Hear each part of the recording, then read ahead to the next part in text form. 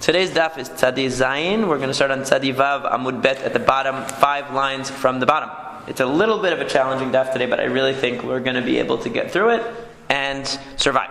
So, Tanu Rabbanan, the rabbis taught. So why the Rabbanim want to criticize the other Rabbi Akiva? Well, we'll see. Yeah, so because he criticized about yeah, so let's see that. So Tanu Rabbanan, the rabbi said, Mikoshesh, who was the person at the end of Parashat Shalach? We have the story about the Mikoshesh Etzim that we mentioned briefly yesterday, which is the story of the person who gathers sticks on Shabbat and he's caught and he's executed because of that. So, Zet Tzlofchad, according to the Tanakama here, Zet Tzlofchad, this was Tzlofchad. Tzlofchad, the father of the daughters, who said to Moshe Rabbeinu, we don't have any brothers, our father didn't have any sons, let us inherit the land. We know the Benot Tzlofchad, they're very famous. So, V'chen hu omer, and so it said, Vayihu b'nei Yisrael b'midbar, vayimtzeu ish. It says that Bnei Yisrael were in the midbar, they were in the desert, and they found a person, Mikoshesh etzim biyom Shabbat, is the rest of the pasuk. He was gathering sticks on the Shabbat day. Ol halan omer, and further on it says, Avinu met b'midbar, our father died in the midbar. So the words midbar link the two stories. Just like the person in the midbar was the Mikoshesh etzim, the person who was in the midbar, who died in the midbar, is a reference to Tzlofchad. So the two come together. Malahanan Tzlofchad, Avkan Tzlofchad, Devrei Rabbi Akiva. So just like one is referring to Tzlofchad, obviously, because it's the daughters of Tzlofchad saying, our father died in the wilderness, so too when it says a man was gathering sticks in the wilderness and was executed, it's talking about Tzlofchad. So that is the sin that he did, because they do say, Ki v'chet omet, he died because of his sin. What sin is it referring to?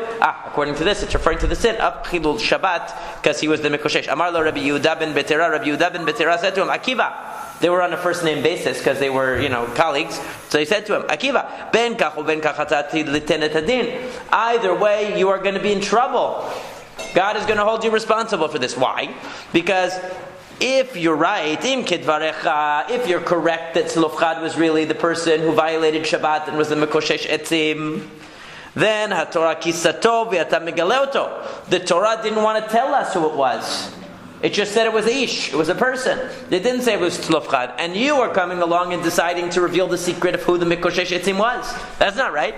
And v'im lav, and if you're incorrect in your analysis, Rabbi Akiva, then tamotzi laz aloto tzaddik. He was a tzaddik then. Obviously, it doesn't mean he was a total tzaddik, because it does say Avinu met b'midbar ki b'chet omet. The Benot Tzlofchad say he wasn't he was of the generation that died in the wilderness. He wasn't a perfect tzaddik, but he was innocent of Chilul Shabbat. So either way, Rabbi Akiva, you're doing the wrong thing. Because if you're right and Tzlofchad was the one who violated Shabbat, well, the Torah didn't tell us that, and you're telling it to us, that's not right. On the other hand, if you're wrong, obviously you're accusing someone of a crime they did not commit. So we move to Tzadi Zayin, Amud Aleph, Ve'elaha Gamar Gezerah Shavah.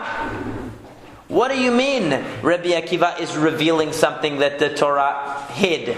It's not true. Rabbi Akiva just derived it from Gezerah Shavah. Gezerah Shavah means you compare the same word that appears in two different Pesukim, and from the equation created by the use of the same word in two different Pesukim, you derive something. Rabbi Akiva is using a standard, legitimate method of deriving something, and he's deriving the idea that Tzlofchad was the one who violated Shabbat. What does he mean the Torah hid it? If the Torah allows you to make this kind of derivation, how is that hiding it? Does the Torah hide what the 39 melachot are because we have to derive them from the Mishkan? No, that's not considered hiding it. So, Gezerah Shavah lo gamar. The answer is that Rabbi Yehuda ben Betera did not subscribe to this Gezerah Shavah. He did not accept this derivation of Rabbi Akiva, so therefore he considered it to be a mystery who the Mikoshesh Etzim was. Now, Tosafot asks on the side, why doesn't Rabbi Yehuda ben Betera accept Rabbi Akiva's derivation?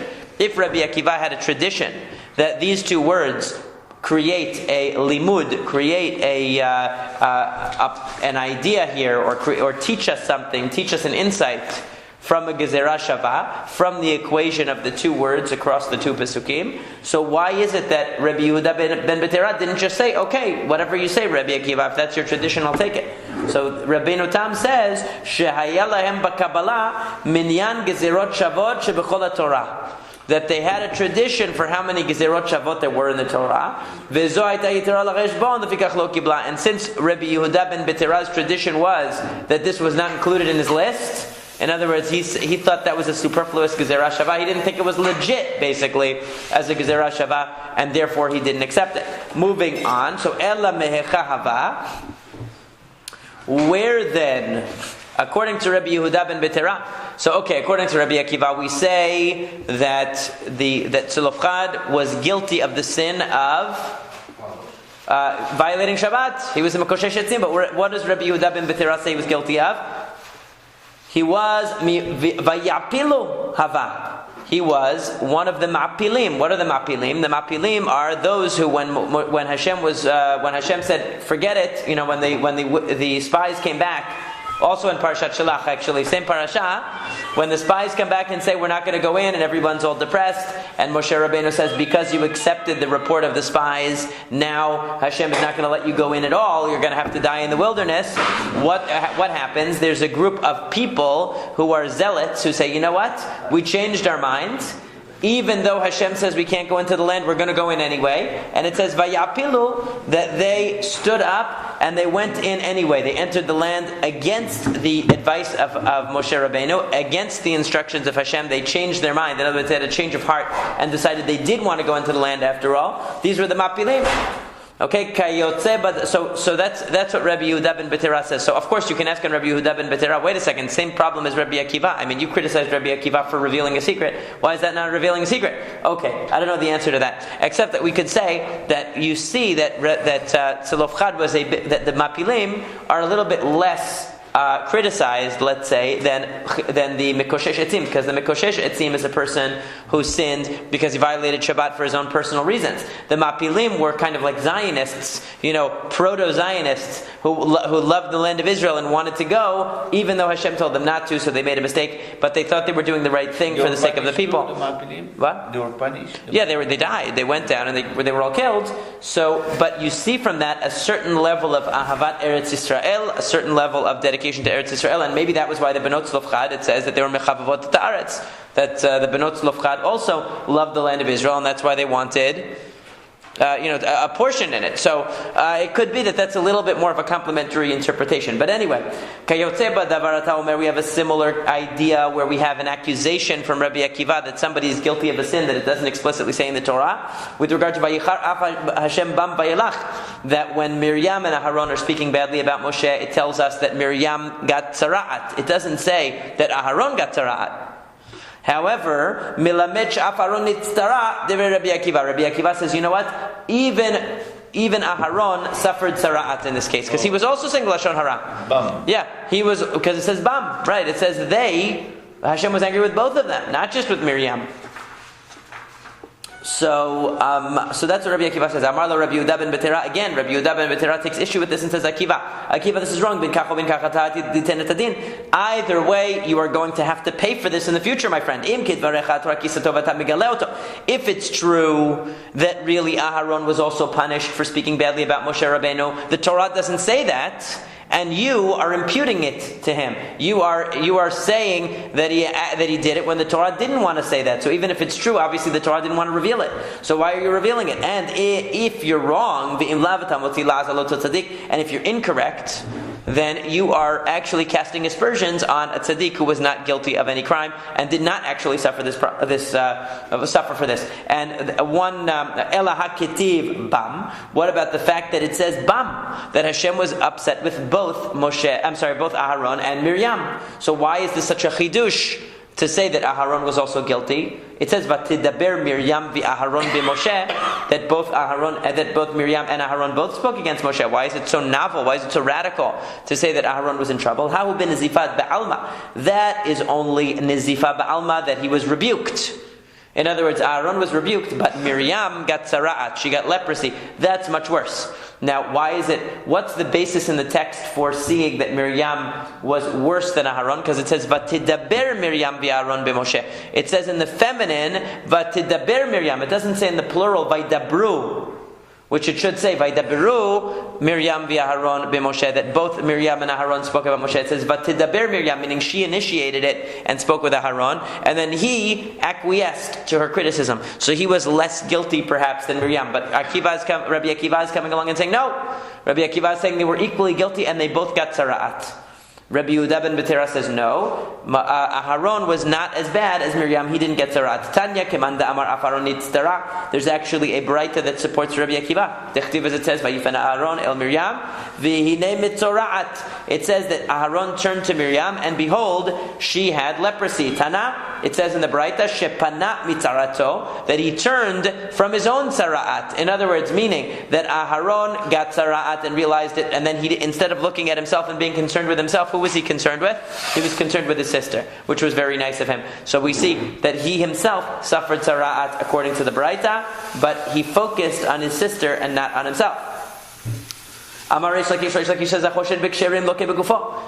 Somebody who questions the people who are innocent, in other words, who casts aspersions or creates suspicion around innocent people, he suffers in his own body. As it says, because Moshe Rabbeinu said in last week's parasha, the Jews are not going to believe me when I come with a message that Hashem is going to redeem them.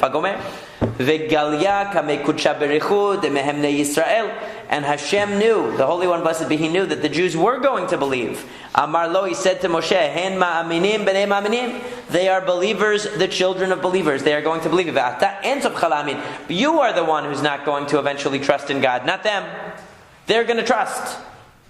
Hen ma'aminim, they are believers. Dichtiv vaya'amen ha'am, because in fact, when Moshe comes and tells them that Hashem is going to save them, they believe him.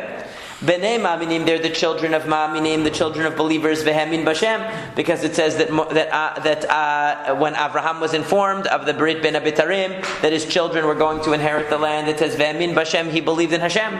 So they were believers, and their father Avraham was a believer. But you are not going to believe. Okay, because at the rock, when Moshe hits the rock, we see that he fails to trust in God in that situation, and therefore he errs and he hits the rock. So you are the one, Moshe, and not them, who have the problem. Mimai dilaka. And how do we see that Moshe was punished? Dichtiv, as it says, Vayomer Hashem lo od havena yadecha b'chekecha. Because we know that remember, he goes to Hashem and says, they're not going to believe in you. And what does he do? First, he throws the throws the staff on the ground. It becomes a snake, and then he gets tzara'at on his hand. He puts his hand in his shirt. He brings it out as tzara'at. He puts it back in, and the tzara'at goes away. The tzara'at in his body, it sounds like it's just a sign to show the people, but actually implicitly there was a criticism. You said lashon hara about the people, that they weren't going to believe in you, and therefore one of the signs you're going to show is tzara'at, which is an implicit criticism of Moshe Rabbeinu. Amar Rabba says, Veitem Rabbi Yosef Rabbi Chanina, and some say it was Rabbi Yosef Rabbi Chanina, midat tova mimaheret lavo mimidat puranut. Good things happen faster than bad things. If there's a good thing coming down the pipeline, it's going to happen more quickly and more readily than if there's a punishment coming down. Because it says, with regard to something bad, he took his hand out from his chest, and behold, his hand was as white as snow. But when it talks about something positive, it says,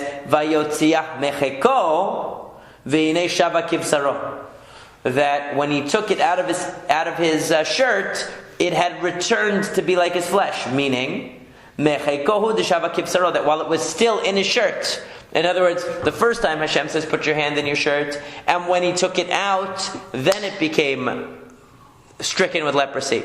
But when he wanted to remove the leprosy, when he put it back in his shirt, it changed back to be regular skin even before he took it out. So you see that a good thing happens more quickly than a bad thing. We know that it's going to be in this week's parasha that when they have the showdown between the Khartoumim, the magicians of the Pharaoh, and Moshe and Aharon, that they throw their sticks down and their sticks become snakes, and then Aharon throws his stick down and it becomes a snake and swallows up all the other snakes. So Amar Rabbi Elazar Nes B'toch Nes, Rabbi Elazar says this was a miracle within a miracle. What does that mean? Because Rashi explains, actually, it's when it talks about them becoming snakes, Aharon's snake becoming a snake, is one thing. But then it says, Vayivla mate Aharon et matotam, that Aharon's mate, Aharon's stick, swallowed their sticks. Meaning that not only did Aharon's stick become a snake, it turned back into a stick and then swallowed their snakes.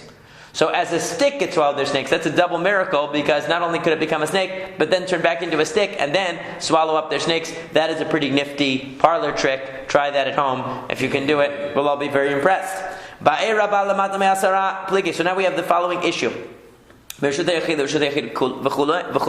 So what did the Mishnah talk about? It talked about a case where somebody throws from a Reshut Yachid to another Reshut Yachid, from one private domain to another private domain, with a public domain in the middle. Okay? And we have a machloket. Rabbi Akiva says that you are liable for that transfer from a private domain to a private domain with a public domain in the middle. Whereas the Chachamim said you are not liable. This is what we saw earlier. This is what we saw in the Mishnah. Now, just to give you a preview, and with this preview you will better understand, hopefully, the ensuing Gemara. What you have is, there are several possibilities of what the case of the argument could be. One possibility is that we are talking about a situation of what the Gemara is going to call lemata me'asara, under 10 tefachim from the ground. In other words, what they're arguing about is whether something that passes through the airspace of the public domain is considered to have rested in the public domain. So in other words, if you throw something within a few feet of the ground, let's say within a foot of the ground, or within 2 feet of the ground, and even if it ends up landing in another private domain, the fact that it passed through the airspace of the public domain means it's as if it rested in the public domain. But above the airspace of the public domain, nobody's going to say that that's an issue, because you're outside of the public domain. So the argument would be, do we consider passing through the public domain within its airspace to be resting in the public domain? And Rabbi Akiva would be saying yes, the Chachamim would be saying no. Another possibility is that no, everybody agrees that passing through the airspace of the public domain is considered like it rested there. That's not a question. Everybody would agree on that. What are they arguing about? When you are above the public domain. Above the public domain, we already learned before that if you're above the public domain, normally it's nothing. It doesn't count, except for one case. What's the case where it counts? If you have two houses or two balconies on the same side of the public domain, you're along the public domain, and you pass from private domain number 1 to private domain number 2, from balcony number 1 to balcony number 2, along the public domain, that is also considered transferring, because that's exactly what, the Levites, the Levi'im did with their wagons when they dismantled the tabernacle, the Mishkan. They would pass things from one wagon to the wagon ahead, along the public domain. So, and that was above 10 tefachim from the ground. Let's say above, a couple of feet from the ground. Okay, so that being the case, so if we interpret it that way, so then that would mean underneath that, in other words, close to the ground, everybody is going to agree. Let's say within 3 feet or whatever it is of the ground, everybody is going to agree that it's considered to have rested if it passed that low to the ground. But above it, the question is, do we say that just like handing something from one balcony to another along the public domain is considered transferring, so too is throwing from one balcony to the other? Or do we say no, throwing doesn't count, only passing, because that's what they actually did in the Mishkan? So this is basically the issue at hand. Now we'll look at the Gemara. So Abaye Rabba said, "B'lemat me'asra pligei u'b'ha pligei demar savar amrinan kluta kema shehuncha umar savar lo amrinan kluta kema shehuncha aval lemala me'asra divrei kol patur ve'lo yalfinan zorik mimoshit." Do we say that where is their machloket? Everybody agrees above 10 tefachim. We're not even thinking about that. That's not even a possibility. What's the only argument between Rabbi Akiva and the Chachamim? If you throw something within 3 feet of the ground, is it as if it landed there or not? Rabbi Akiva says yes, the rabbis say no. But above 10 tefachim, everybody agrees that's not the airspace of the public domain anymore. Oh, Dilma, or maybe we're going to say like this: Lamala me'asra pligei u'baha pligei demar savar yalfinan zorek mimoshit umar savar lo yalfinan zorek mimoshit aval limata me'asra devrei kol chayav mai ta'ama kiluta kemashu nechadamya.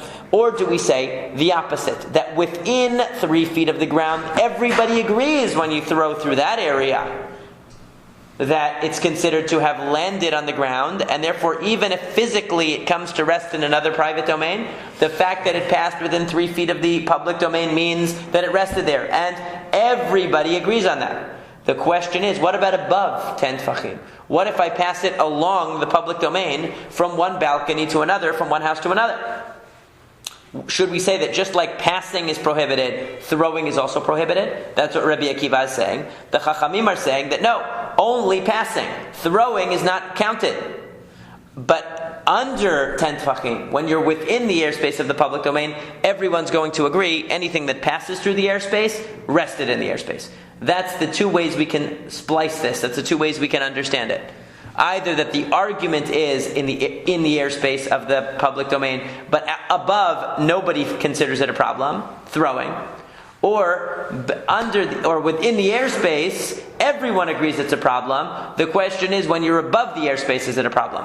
Okay, so now Rav Hamnuna. So what we're going to see is Amar Rav Yosef. Rav Yosef said, "Ha milta ibayale le Rav Chisda upishatani le Rav Hamnuna." This very question was raised by Rav Chisda and was solved by Rav Hamnuna.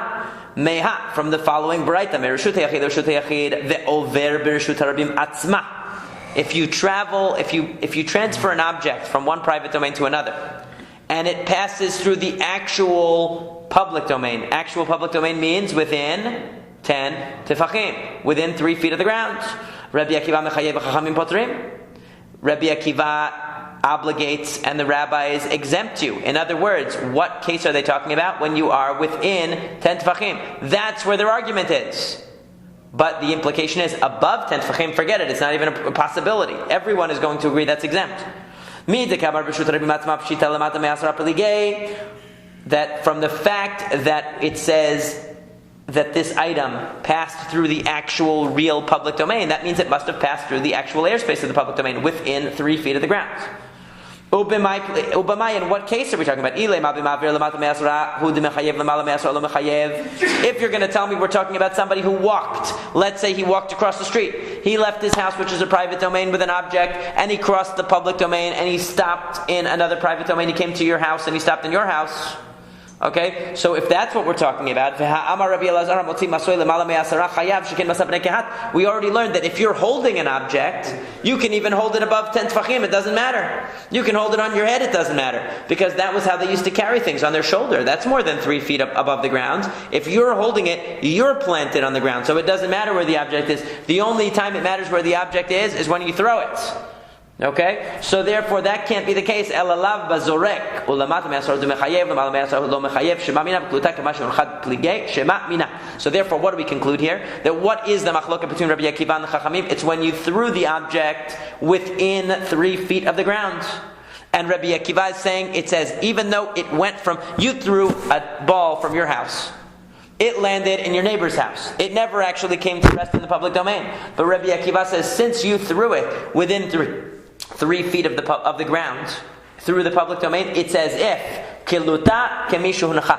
Anything that passes through that airspace, it's as if it rested there, and therefore you transferred the ball from the private domain to the public domain, even though it didn't actually come to rest in the public domain. And the Chachamim say no, that's not true. But if you were to stand in your upstairs and throw it across the street, or even throw it to the next door neighbor's balcony, everyone would agree that doesn't count as transferring. Biblically, something within 10 tefachim of the ground. That's true. You got to be Sandy Koufax or something. You got to throw a good curveball. It's true. It would be hard. Now, Upligat Rabbi Elazar. But this way that Rabbah set it up is that there are only two possibilities. Either they argue when the transfer takes place at a low level, but everyone agrees that at a high level it doesn't count at all, or they argue when the transfer takes place above, but everyone agrees that it's a problem when the transfer takes place close to the ground. He didn't entertain another possibility. Rabbi Elazar has a different view.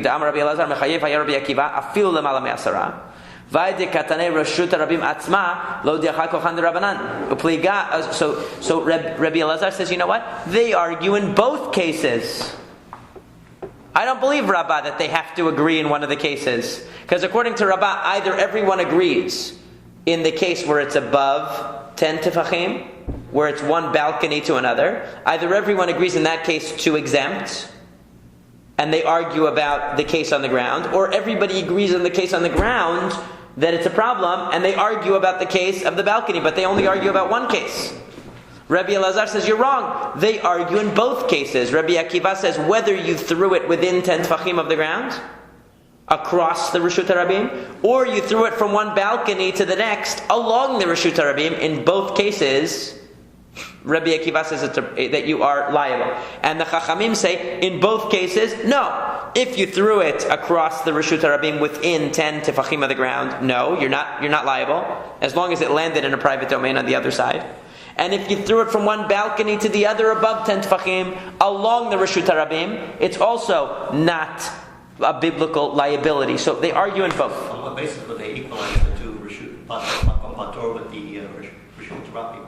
How did they equalize it? Which Makom Patur? You mean the balcony? Above they throw it, or below? It's the same argument. So it's not the same, because if you throw it across the Reshut HaRabim, everyone agrees a Reshut HaRabim only reaches 10 tefachim. That's a general principle. So above 10 tefachim, there's a special case of moshit, that if you handed something, even above 10 tefachim, if you handed something along the Reshut HaRabim, from one private domain to another, there's a special, like Gezerat HaKatuv, basically, that the moshit, because that's what the Levi'im did. So there, you have the possibility of expanding that category to also include throwing. Okay? So according to Rabbi Elazar, they argue about both principles. Rabbi Akiva is saying, you know what, we compare throwing to passing. So from one balcony to another along the Reshut HaRabim is a problem. And we compare, and we hold that something that passes through within 10 tefachim of the ground is considered to have rested. So Rabbi Akiva is saying two things, according to Rabbi Elazar, and the Chachamim are disagreeing on two things. Upliga de Rav Chilkiah bar Tovi. And this also disagrees with Rav Chilkiah bar Tovi, which, according to Rashi, still could agree with Rabbah, but disagrees with Rabbi Elazar, because what does Rav Chilkiah bar Tovi say? He says, Dam Rav Chilkiah bar Tovi, Toch shilosha divrei kol chayav lemala me'asor divrei kol patur, migimol va'ad yud, banu lemachloket Rabbi Akiva v'Rabbanan. Okay, so basically what we have is like this, and this kind of goes back to the original Braita. According to Rabbi Elazar, we have a machloket in both cases, with Rabbi Akiva is going to be stringent in both cases, and the Chachamim are lenient in both cases. But what Rav Chilkiah does is goes back to Rabbah's original formulation, or Rav Hamnuna's original formulation, and says that no, if you throw something over 10 tefachim, everyone agrees it's nothing. Even if you throw it along the Reshut HaRabim from one balcony to the other, it's nothing. Even Rabbi Akiva agrees it's nothing, because we don't say that throwing is like passing. If it's within 3 tefachim of the ground, in other words, you threw it really low, that's like within a foot of the ground, not 10 tefachim, but within, let's say, a foot of the ground. So there, everyone is going to agree that you are liable for that. Now, the Rambam and many other Rishonim say that means if it bounced a little bit, it has to have actually touched the ground a little bit. But in other words, you threw it really low, and maybe it bounced in the Reshut HaRabim and ended up somehow in the Reshut HaYachid. Everyone is going to agree that that's considered to have landed in the public domain.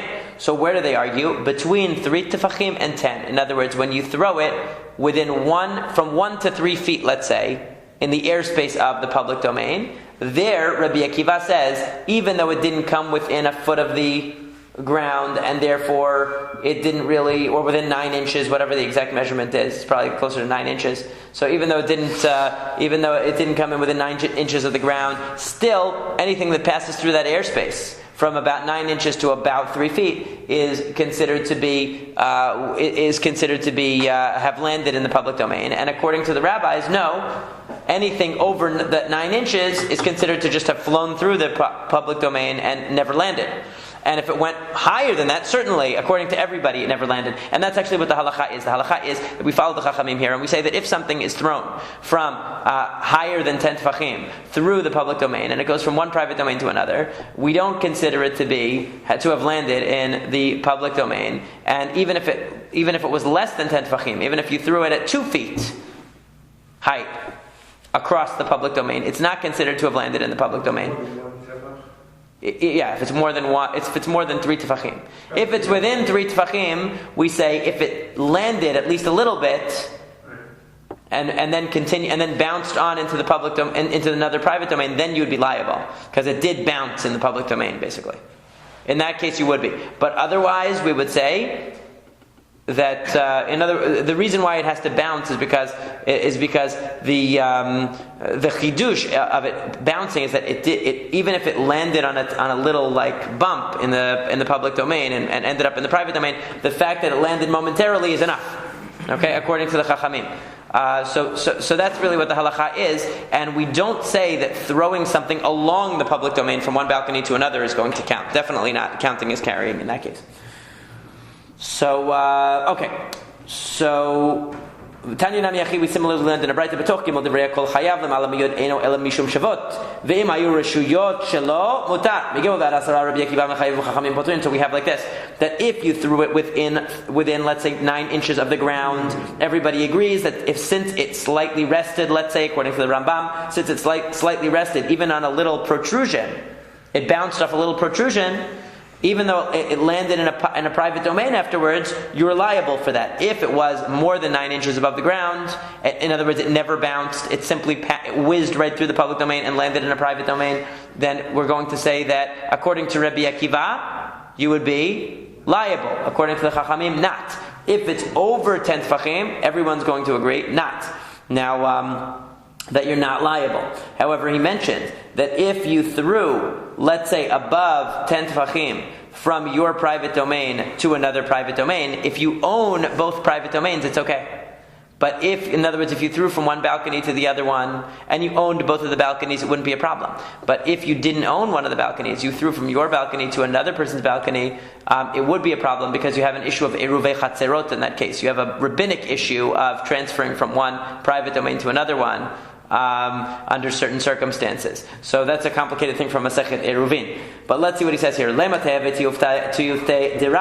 This seems like a refutation of Rav, because, I'm sorry, I skipped. Amar, the master said, that you can throw from your own balcony to another one, or from your own window to another one. So this seems like a refutation of Rav, because it was stated, if you have 2 houses across the street from one another. Rabba bar Rav Huna, Amar Rav, Rabba bar Rav Huna said that Rav said, Asur lizrok mizelazeh, Ushmuel that according to Shmuel, since you own both of these residences, so you're not really transferring it from one private domain to another. Okay, now obviously we're talking about throwing it above. This is above 10 tefachim. Obviously it has to be. So since you are throwing it from your own place to another place that also belongs to you, it's no problem. According to Rav, no, even though they both belong to you, you can't do it. But this Braita just said if they both belong to you, it's no problem. So how do we get around that? So the answer is velav miokim nalahi kgon demidlechad umitatechad dezimnin nafal vatel atuye. The answer is that the only time Rav prohibited you from throwing from one window to another one is when they're not on equal levels. In other words, if you're throwing right across, there he's going to say it's fine. But if one is high and one is low, or one is low and one is high, so you need really good aim, Rav says you can't do it. Why? Because it may fall into the public domain. You may mess up. You're not a Major League Baseball player. You know, the ball's going to fall into the public domain, and then you might end up carrying it in the public domain because you don't want to leave it there in the public domain. So we don't want you throwing things that require precision throwing, because you might miss and then end up carrying it. Even though your starting point was a private domain that belonged to you, and your destination was a private domain that also belonged to you. But the fact is, it might fall, and you might end up carrying it. Now, for falling in the Reshut HaRabim, you wouldn't be liable, because you didn't want it to fall in the Reshut HaRabim. But for that, you would not be held accountable, because that actually you messed up. In other words, it was a mess up, so it wouldn't even be b'shogeg, because b'shogeg by accident means you intended to do the action, but you made a mistake. Here, you just you threw intending to go from private domain to private domain. So if it falls in the public domain, that wasn't even on your radar. It wasn't like you forgot that you weren't allowed to put something in the public domain. It just fell. It's called mitasek. But the problem is you may now come downstairs and pick that ball up or that item up and carry it in the public domain, and we don't want you to do that. That's why Rab says, don't try any fancy target shooting or whatever, any fancy, shooting of hoops on Shabbat, because the ball could end up falling in a place where you come to carry it. This includes also if you sent it by a pulley system? That might not be. No, I don't think so. I think a pulley system would probably work because well, no, that might be an issue of moshit actually. That might count as moshit. I'm not sure because moshit. I would want to look that up. So if I have, because you're not allowed to over here and I have a sukkah over here and I want to transfer dishes. Okay. Right? I don't want to carry. I don't want to. So if you're going across the Rishut Harabim, right? So and it's above 10 tefachim, you'd be allowed to use a pulley system for sure. You'd be allowed to, as long as you're not walking, but you just send it over. So it's like throw it. Right. If it were on the same side of the Rishut Harabim, that might be considered like handing over. I'm not sure. Right. That might be, but maybe not. Maybe because there's not another person receiving it. It's not. Maybe moshit is only when you put it right into the other person's hand. So you might be right. If I'm standing in the middle of the street and a guy throws it with an intention to bounce it, and I'm standing there and I catch it before it hits the ground and pop it up to the other apartment, right? Have I saved him from chatat or? Well, see, that would be two people doing one malacha. Oh, because did he? I was sitting on the street. I caught it. It bounced on the street. Well, the thing is, if he didn't want it to ever go into the Rishut Harabim at all, he just wanted it to land in the private domain, so he wouldn't be liable anyway. He wanted to bounce it off. And I stand there he intended to. I catch it and I pop it up and I'm jumping in the air, so it's not enough. I jump in the air and quickly like a volleyball. Then he would Then he wouldn't be liable because it's shnaim shasoy. You would save him. Yeah. Yeah. So if you participate, in other words, if you stood still and it landed on you, then he would be liable. But if you didn't stand still and you participate, so then he loses his liability because then it's considered like two people participating in the malacha. Especially whether I'm allowed to do such a thing because you're saving him. You mean? It's not just that. There's I go over Isser or a bottom. Right. Exactly. Yeah. Because that's chateh b'shvil she's kechavercha. It's a problem. Right. We had that earlier in the Masekhet too. So now we say like this. Amar le Rav Chisda Rav Hamna. Rav Chisda said to Rav Hamna. Va'amri la Rav Hamna. Rav Chisda. Some say it was the other way that Rav Hamna said to Rav Chisda. Mina hamilta dam Rabbanan kol pachot migdima kalavud dame. This has nothing to do with our Gemara up till now because we weren't dealing with the idea of lavud. Lavud is the idea that anything within 3 tifachim of the ground is considered like it is part of that thing. So, in other words, 3 tefachim are considered negligible. And remember, a tefach is about this much. So figure we're talking about 9 inches. Approximately to a foot, something like that. So what he's saying is not. We're going to see a couple of different meanings of the word lavud. Usually, when we think of lavud, we think of it as when you have a space of 3 tefachim, it's considered closed. But he's not talking about that now. He's saying if there's a protrusion from the ground that rises up 3 tefachim, we consider it like the ground itself. Now, normally, remember, for you to be chayav on Shabbat, for putting an item down, it has to rest on a place which is 4 tefachim by 4 tefachim. It has to be a secure place. It has to be a makom dalet al dalet. It always says it has to be a 4 by 4 place. Now, what if there's a protrusion from the Rishut Harabim? It comes up like a little bump in the ground that's like only an inch square, and your item lands on that. So, what would you say? It didn't land on a makom dalet al dalet. It didn't land on a secure spot, so therefore you didn't really put it down in the public domain. Answer is no. If it's within 3 tefachim of the ground, it's like it landed on the ground. Okay, so it has to be over. So if in an emergency situation where you look for a place to put something down that's less than 4 by 4 tefachim, that doesn't meet the requirements of being part of the Rishut Harabim, it has to be more than 3 tefachim off the ground. And also less than 4 by 4 tefachim in its dimensions of its surface in order to qualify. Or you put it in a makom patur, which is very high, which is above the Rishut Harabim, that would also work. But then you have to make sure that it's not a Rishut Yachid itself. There are all kinds of problems. All right, so anyway, don't carry it. Okay, so here's the deal. So Amar Leisatum Lefishiev Shalal Rishut Harabim Shetilaket Bimmalkit Overhitni. He said that the reason is because the ground can never be that level.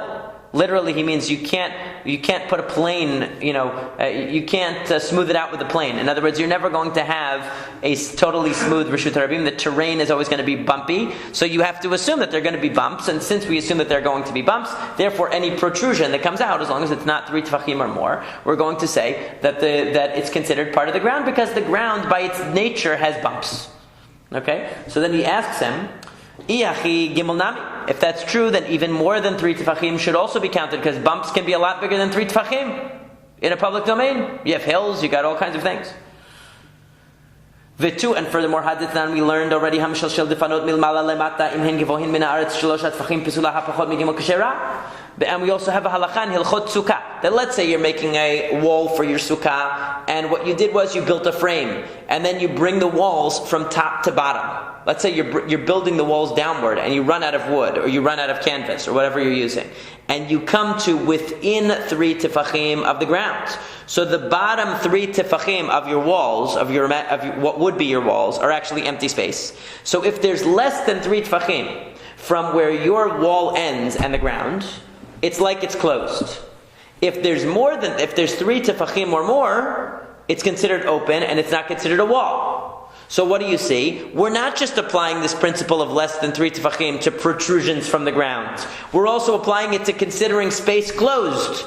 So what does that have to do with the idea that the ground has bumps in it? That doesn't explain why a wall that has a gap of 3 tefachim should be considered closed.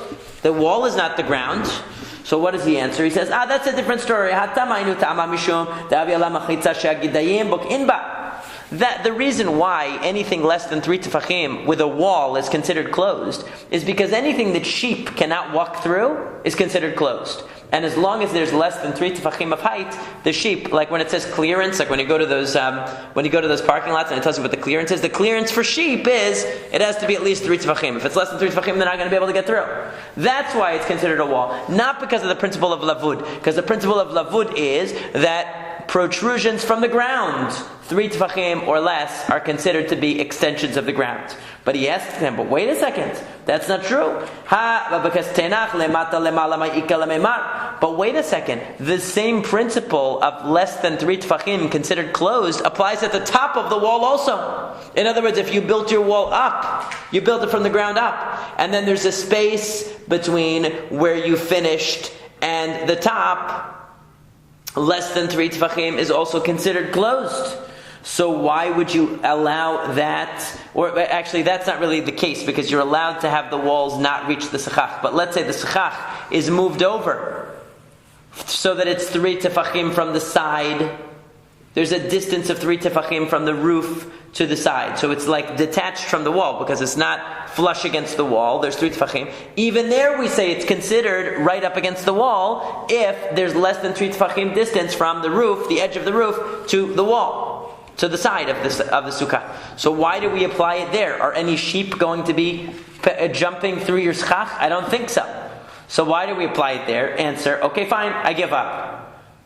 He says, Ela kol pachut mishlosha kalavud dameh hilcheta gemirila. Rather, it is a principle halacha l'Moshe Misai, just like we saw yesterday. We can't derive it from logic. We can't argue that it's because of rocky terrain. We can't invoke any sheep or goats here. The only way we can explain it is hilcheta gemirila, that we have a tradition going back, an oral tradition going back to Moshe Misinai, that 3 tefachim or less, or I should say less than 3 tefachim, is an insignificant space that is considered to be sealed in various areas of halakha, and that's just the principle. That's just the way it is, and therefore also if something lands within 3 tefachim of the ground, even if it lands on a place which is less than the dimensions it would normally need to land on, since it's within 3 tefachim of the ground, it's considered to be attached to the ground itself. And so, and that's the conclusion. So, this is the opposite case that we had before. We were talking about a case where you threw from one house to another house with a public domain in the middle. Now we're talking about a public domain to a public domain with a private domain in the middle. What's the status there? Rabbi Mechayev, the Chachamim Potterin. Here, Rabbi Yehuda Hanasi says, you threw from a public domain to a public domain, so your object landed in the public domain. But you know what? It passed through the private domain. And passing through the private domain means we look at it as if it landed in there. And therefore you are liable for carrying from public domain to to the private domain, even though the final destination was another public domain. The Chachamim say no. Since it started out in the public domain, it never actually rested in the private domain. It went right through the window, let's say, and through the window on the other side, and landed in the public domain. So it left the public domain and landed in a public domain. It never rested in a private domain, and therefore, according to the Chachamim, patur, you're exempt. Rav Shmuel Damei Tarvayu and Rav and Shmuel came along and said, Lo chiev Rabbi ela b'reshut yachid mikora. That you must know that the only time that Rabbi Yehuda Hanasi, that Rabbi said that an object passing through a private domain is as if it landed in the private domain is when the private domain is roofed. In other words, it has a roof and four walls, not just the walls that normally are necessary for a Reshut Yachid, but also a roof. Why? Rashi says that once you have walls and a roof, it's considered like a solid entity. The house is like a solid entity. So even though your object never stopped its motion through the house, the fact that the house has a roof over it, it makes it like a solid entity. It's as if the object came to rest inside. But if it were an unroofed home, then Rabbi Yehuda Nasi would agree that passing through that building doesn't make it having rested in that building. Amar Rav Chana, Amar Rav Yehuda, Amar Shmuel. Rav Chana said that Rav Yehuda said that Shmuel said, Mechayev haya Rabbi Shetayim, achat mishum otzav, achat mishum achnasa. You should know, not only did Rabbi say that when you throw an object from a public domain through a private domain into another public domain, that you are liable because we consider the object to have rested in the private domain. He goes even further. He says you did two melachot. What are the two melachot? You transferred from a public domain into that private domain, and we imagine as if it stopped in the private domain, and then you transferred from the private domain back into the other public domain. You did two transfers, right? Because if we're considering throwing from, let's say one street through let's say a house rests on two streets. You threw from one street through the building, and it landed on the other street, so you actually transferred from street A into the building, from building to street B. And if we're considering it to have rested in the building, you did two melachot. From public domain to private domain to public domain on the other side. So you're going to be chayav shtayim. But the problem was that Yativ Rav Chana sat down v'kakashele, and he was having a problem with this statement that he himself reported from in the name of Rav Yehuda, in the name of Shmuel. What was the problem? What this means is the following difficulty. This means that means that even though, what are you doing? Remember, we said transferring from a private domain to a public domain is called the av melacha. It is the primary melacha. What is transferring from a public domain to a private domain is hachnasa, which is a tolada. It is a derivative melacha. The primary one is from private to public. The secondary one is from public to private. So if that's the case, remember, when you do an av melacha with its derivative, you're only obligated for the primary, right? For the av. So how could you be obligated here for two? You transferred from public to private, and from private to public, you should only be liable from the private to public. Ve'atani, we learned in a Braita, Rabbi Omer Dvarim Hadvarim Ele Hadvarim, that Rabbi said the word Dvarim means two, Hadvarim means three, Ele Hadvarim, the word Ele is 36, that equals Elu Lametet Melachot Shenemru Moshe B'Sinai. This is the 39 melachot that were stated to Moshe B'Sinai. In other words, there are only 39 melachot, there are only 39 avot, 39 primary melachot. You can never be liable for more than 39.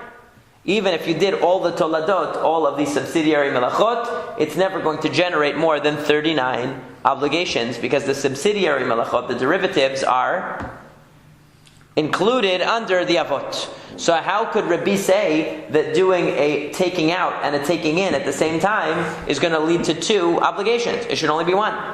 Where do we get the metet, Rabbi? Remember, we did this before. Ela is 36. And then divarim is 2, and ha is extra, so it gives you 3. That was what we learned earlier in the Masekhet. So Amar le Rav Yosef. Rav Yosef said, you know what, I'm going to solve your problem for you, because Mar aha matnela v'kashyale. You thought that the statement of Rav Yehuda in the name of Shmuel, that Rabbi requires 2 obligations in this case, considers it 2 violations in this case, that referred to the statement of Rabbi, but you're wrong. Because that leads to a problem. Then you had a contradiction, because how can Rabbi say that doing a hotza'ah, a taking out and a taking in, is going to give you 2 obligations? How is that possible? But anan ad Rabbi Yehuda matninan vela kashyalan. We took the statement of Rav Yehuda in the name of Shmuel and said that wasn't applying to Rabbi. That wasn't applying to the case where you throw from the public domain into the private, and then from the private it goes out into the public again. That's not where it was applicable. We applied it to a statement of regular Rabbi Yehuda, not Rabbi Yehuda HaNasi. The Tanya, as it says in the Braita, Reshut Yachid, Reshut Rabim, Ve'avar Arba Amot, Reshut Rabim, a similar case. Rabbi Yehuda Mechayev Chachamim Potrin. Here you have a different case, but it's similar. You threw from the private domain into the public domain, and the object traveled 4 amot in the public domain. So that's 2 violations: transferring from private to public, and transferring 4 amot, 6 feet approximately, in the public domain is a separate melacha. So what do we see from that? That Rabbi Yehuda is saying, not Rabbi Yehuda Nasi, just regular Rabbi Yehuda is saying that you are liable. The Chachamim are saying you're not liable. Amar Rav Yehuda, Amar Shmuel, Mechayev haya Rabbi Yehuda Shetayim, Achad Mishum Hotza'ah, Achad Mishum Ha'avara. That this is where Rav Yehuda said that Shmuel said, Rabbi Yehuda means you are chayav shetayim. You are liable for 2.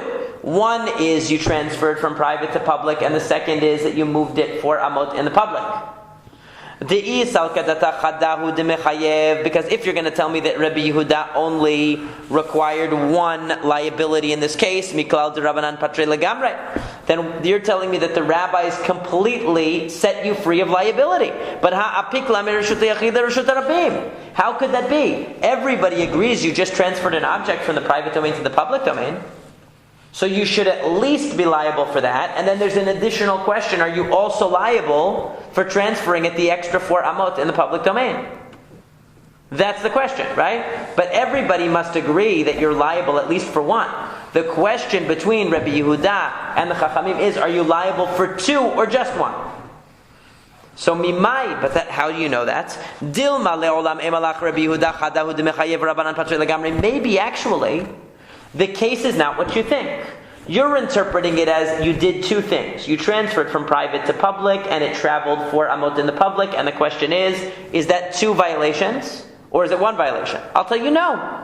Actually, I'm going to tell you it's only 1 thing here. It's a totally different case. What is the case here? Kegon da'amar ad nafkali l'rshut rabim tanuach ubahakami palge.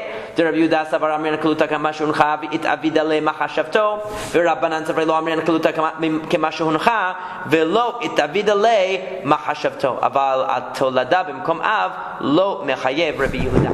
That basically what the Gemara is saying is like this: I'll tell you that the case is totally not what you're thinking. You were thinking that the question between Rabbi Yehuda and the Chachamim was, are you liable for 2 violations? I'll tell you that's not the question. The question is, are you liable when what you wanted to happen didn't happen? You wanted to throw the object from the private domain to the public domain, and you wanted it to stop right when it entered the public domain. And instead, what happened? Like in golf, you wanted it to go right for the hole-in-one, and instead it passed 4 amot. It went 4 amot into the public domain. The issue isn't that that's a separate violation. The issue is that it didn't land where you wanted it to land. You wanted it to land right when it reached the public domain, and it went past that. The only thing is, Rabbi Yehuda says, I hold anything that passes through a public domain, it's like it landed. Therefore, as soon as it entered the public domain, where did you want it to land? You wanted it to land right when it entered the public domain. Well, guess what? Legally speaking, it did. Because as far as I'm concerned, once something enters the public domain, it landed. The Chachamim say no. That might be true legally, but you wanted it to stop. We don't buy that idea, first of all, that legally it's considered to have landed. We just look at wherever it landed is where it landed. And since it landed 4 amot past where you wanted it to land, it didn't land where you wanted it, and therefore you're exempt. You're only liable if it lands where you wanted it to land. And it didn't land where you wanted it to land. Rabbi Yehuda says, no, I hold this idea that something that enters the airspace of the Reshut HaRabim, right when it enters, that's where it landed. So you say that it passed where you intended it to land, but I say that halachically it actually landed there. The rabbis say, no, we don't think of it that way. We look at physically, where did it come to rest? And it came to rest 4 amot into the public domain. Okay, so what do we say then? So therefore, what happens here? We don't have any case where Rabbi Yehuda actually holds you liable for 2. He wasn't saying you were liable for 2. He was saying you're liable for 1, even though the object went past where you wanted it to go. He's not saying you're liable for 2 things, for transferring from private to public, and also for it traveling 4 amot in the public. We're not saying that.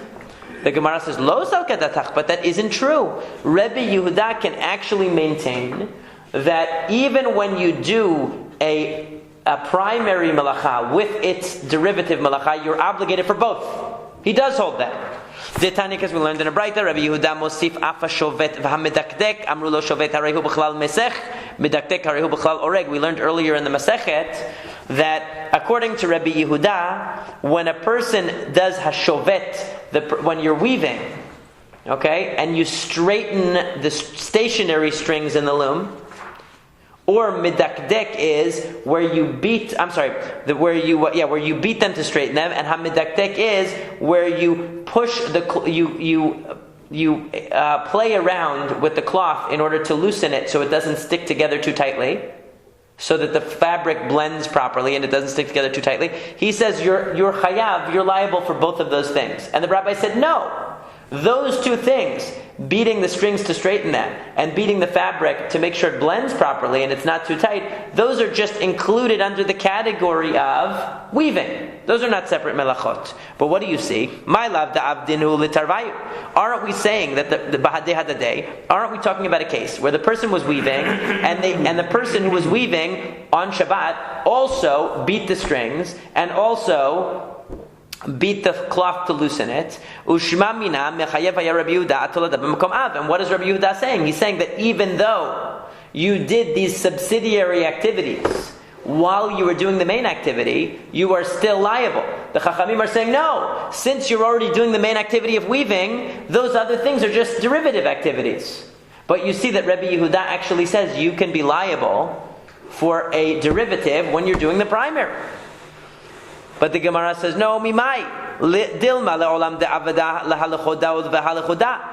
Maybe really it's not talking about a case where you were weaving and you also did the derivative activities. It's talking about a case where you just did the derivative activity. And really Rabbi Yehuda would agree that if you did these subsidiary activities, that if you did derivatives together with the primary malacha, you wouldn't be obligated.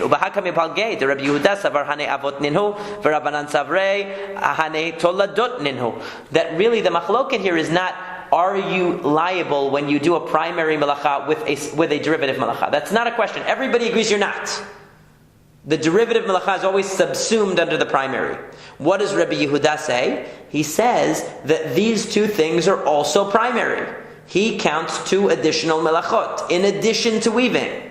There's also beating the strings to straighten them and beating the fabric to make sure it blends. These are 2 additional melachot. Just like, for example, in the process of making bread, there's the borer, picking out the rocks. There's picking out the coarse bran. There's sifting. There's different stages, and yet they're each separate melachot. So he'll say also in weaving, there are different melachot that are involved, and setting up the loom is one melacha, even though weaving is a separate melacha. So I'm going to say that also beating the strings is a separate melacha. It's a separate av melacha. It's a separate primary melacha. I'm not saying that you are obligated for derivative melachot when they're done together with primary. I'm saying that these are not derivative. These are melachot in their own right. Teda, and you can prove that that's true. Dekatane Rabbi Yehuda mosif, because it says in the Braita, Rabbi Yehuda adds these 2 melachot. If he's adding primary melachot, that makes most sense, because my mosif avot, he's adding primaries. But if all he was trying to say was that beating the strings to straighten them, or beating the fabric to make sure it blends, are derivative melachot, my mosif. Right? So, my mosif, it's not adding, because he's not adding onto something. He's just pointing out that, oh, by the way, there's a derivative here that even the rabbis agree is a derivative. So what do we see in the end? We see that actually there's nobody who apparently holds that when you do a derivative malacha together with a primary malacha, that you would be liable. There's nobody who holds that. Itmar Nami was also stated, Rabbi Yosef Damri Tarvayu, Lo Chiyev Rabbi Yehuda Ela Achat.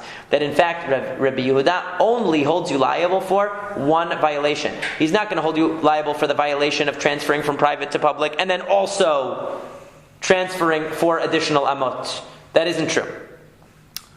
Amar le Ravina Ravashi, Ravina said to Ravashi, Olamai disalikadatin meikarad mechayev haya Rabbi Yehuda shetayim. But wait a second, let me just go back. We were originally entertaining the possibility that Rabbi Yehuda would hold you liable for two, for transferring from private to public, and also for transferring for amot in the public, which is considered a derivative malacha, by the way. But we were considering the possibility that he would want both. But there's an intrinsic problem with this that we should have seen coming right away. What's the problem? Because there's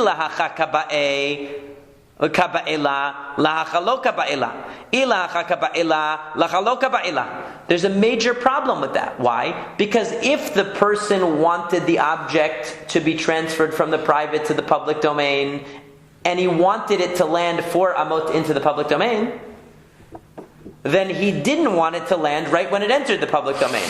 So really he just did one thing. He transferred it from the private domain to a spot 6 feet into the public domain. It's one action. And if he wanted it to land right at the edge of the public domain, then obviously by definition he didn't want it to land 6 feet into the public domain. In other words, he could only have wanted one of the two results here. He can't have wanted it to land when it originally entered the public domain and also wanted it to land 6 feet in. So one of these two things is not his intention. So how can you hold them responsible for both? It's really only one action. Either it's one action transferring from my private domain to 6 feet into the public domain, and it's one action, or it's transferring from private to public and it's not even landing where I wanted it, so why should I be liable at all? So how does the case make sense? He answered him, because Amar le be'omer kol makom shetirtze tanuach, where he said, wherever it lands, it lands. That's what we thought. And so therefore what? There are two things. That halachically perhaps it landed, if he had specified a spot he wanted it to land, so then he would have not been liable. In other words, if he had specified, I want it to land 6 feet into the public domain, and that's where it landed, the 4 amot in, so then he wouldn't be liable for when it initially entered the public domain as a separate melacha, because he didn't want it to land there. He only wanted it to land 6 feet in. And if he wanted it to land right when it entered, and it passed that and went 6 feet in, he wouldn't be liable at all because it didn't land where he wanted it to go. But here he said, wherever it lands, it lands. So what does that mean? He opens himself up to two liabilities. From private domain to public domain, as soon as it enters, is liability number 1. And the 4 amot in, when it lands there, is liability number 2. For passing it 4 amot in the Reshut HaRabim. And if you want to make it simpler, maybe it even bounced. So we don't have to deal with the issue of something being contained in the airspace of the public domain. Let's say bounce, it doesn't even matter. Okay, the point is, he said wherever it lands, it lands. So that means he's opening himself up. So when it bounced in the Reshut HaRabim initially, and then it went another 4 amot, and it landed, so now he has 2 things on his head. Okay, but in the end, what did we decide? That even Rabbi Yehuda did not hold you responsible for both, because even though when you threw it from the private domain to the public domain and it bounced initially, you were liable for that one. But when it traveled the other 4 amot, you're not going to be liable, because he's not going to hold you responsible for a tolada, for the derivative, in a place where there's a primary melacha being done of transferring from private to public. Okay, so that's basically the conclusion of the Gemara. And tomorrow, what it's going to go into is other issues of intention, where you wanted a certain amount and you got more than you bargained for, or less than you bargained for. When are you liable and when are you not liable?